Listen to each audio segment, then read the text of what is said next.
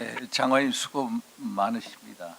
좀 전에 우리 인유한 의원님께서 말씀하셨습니다만 우리 12차 SMA 네. 한미특별방위 분담금 협정 네. 이번에 특징이 있다면은 사실 5개월 만에 8차례 완전히 조기 협상에 착수해서 속전속결로 끝났습니다.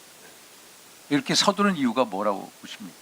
서둘렀다기보다 지금 방금 말씀드린 대로 예, 과거에 15개월 이상 공백기로 간 적도 있었고 예. 또 지금 대선도 앞두고 있는 상황에서 최대한 해서 양쪽이 합리적인 수준의 타결이 가능하다라는 판단했으면은 거기서 종결짓자라는 공감대가 있습니다. 그러니까 장관님 한미 양국 정부 간에 11월 5일 미국 대선 전에 빨리 마치자라는 암묵적인 합의가 있었죠. 꼭 그런 거라고 말씀드리기는 어렵습니다. 만약에 어렵다면 하여튼 그럼에도 불구하고 이 차이가 크다.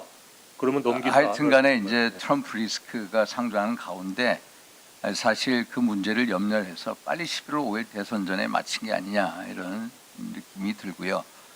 선방했다고 평가하시죠? 뭐 그렇게 평가해 주시면 고맙겠습니다. 아니 그 선방했다고 확신하지 않으세요? 저는 개인적으로는 그렇게 생각을 합니다. 국방비 증가율이 아니라 CPI 증가율을 네. 했다든지 네.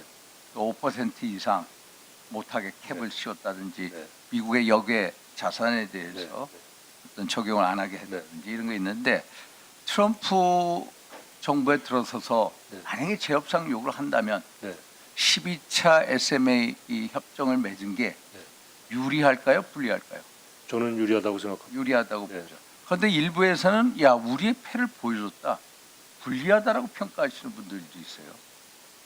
뭐 심지어 천영 외교안보 수석 하신 분은 오히려 우리 패를 보여줬으니까 이게 불리하다. 왜 이렇게 서둘러서 협정 종료했느냐 이렇게 말씀도 하셔요. 뭐 일부 그런 의견을 가진 전문가도 계시다고 제가 알고 있습니다만 저는 동의합니다. 오히려 재협상을 한다면은 이 지금의 이 12차 SMA 네. 이 협정을 기준선으로 해서 해야 되겠죠. 네.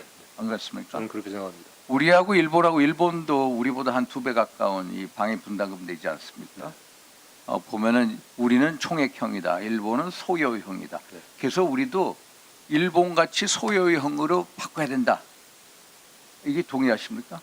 소요형의 장단점, 소요형과 총액형의 장단점을 비교해 보면은 반드시 소요형이 총액이 줄어든다라는 적다라는 보장이 없습니다. 보장이 없죠. 네. 그래서 총액형을 소요형으로 전환하는 것보다는 네. 재정의 효율성을 제고시킴으로써 그렇죠. 우리의 총액이나 네. 증가율을 억제하는 게 훨씬 더 필요하다고 보시는 거죠. 그것이 이번 협상을 임한 예. 우리 자세였습니다. 그 다음에 제가 좀 전에 우리 존귀하신 이완 의원님 띄웠는데 유니필 한 300, 400명 나가 있나요 지금? 뭐 제가 그 정도 나가요. 그 정도 나가 있죠. 유니필 부대가 네. 우리 한번 이거 보십시오. 유니필 부대의 위치를 한번 보십시오. 유니필 부대가 헤즈볼라 근거지 테라디바에서 직선거리 2.7km 떨어져 있어요. 네. 2.7. 구글로 딱 보니까 2.7이에요. 그런데 최근에 지난달에 뭐 말에 테라디바 이쪽에 100여 차례 이스라엘의 대공습이 있었다는 거고요. 동명부대 가까이 1.2km 지점에 폭탄 이 미사일 2발이 떨어졌다는 겁니다. 현재. 그런데 이제 유엔에서는 구테우스 사무총장이 유엔 저 밑에 보면은 동명부대 밑으로 20km 지점에 블루월이라는 걸 만들어 놓고 유엔 결의안 안보리 결의안 2701 해서 여기는 접근 못하고 뭐 이런 식의 얘기를 했는데 이스라엘은 무시하려 든다. 지금 이스라엘은 철수하라는 겁니다. 철수해라. 철수하라고 정식 요청하는데 유엔은 철수하지 않겠다는 입장인데 사실 테라디바하고 동명부대하고의 위치 거리 보면 2.7km 되게 가깝습니다.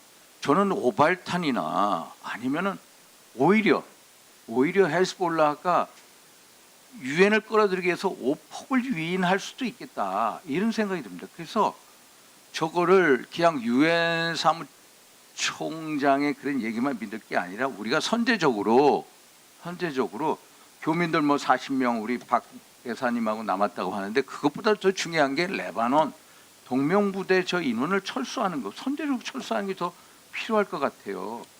저는 장관님.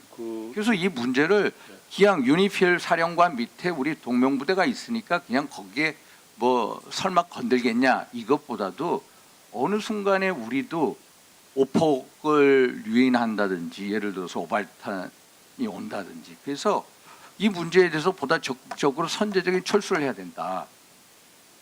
저는 그런 입장입니다. 그래서 장관님께서 한번 유엔하고 아니면 내부적으로 검토를 해주십사.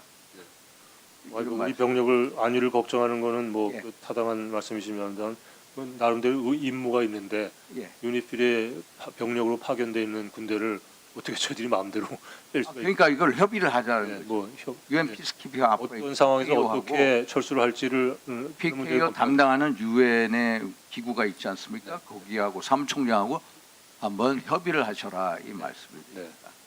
이 북핵 인정 문제 라파엘 그로시가 북핵을 인정하자. 2006년 9월에 이미 핵실험을 했습니다. 인정한 바탕에 협상을 하자. 이게 이 말을 어떻게 보십니까, 장관님? 이게 그렇게 IA 수장으로서 본인이 그냥 대화의 중요성을 강조한 거지 핵군축 협상하자는 아니, 뜻은 근데 핵 아니라고. 군축 협상으로 가겠다는 말 같은데 이거는 뭐 예를 들어서 미 국무부의 고위 관리가 한다든지 뭐 이런 거 뭐 학자가 한다든지 이건 가능한데 IAEA 수장이 이런 발언을 한다. 우리 외교부가 무슨 조치를 취한 거 있습니까?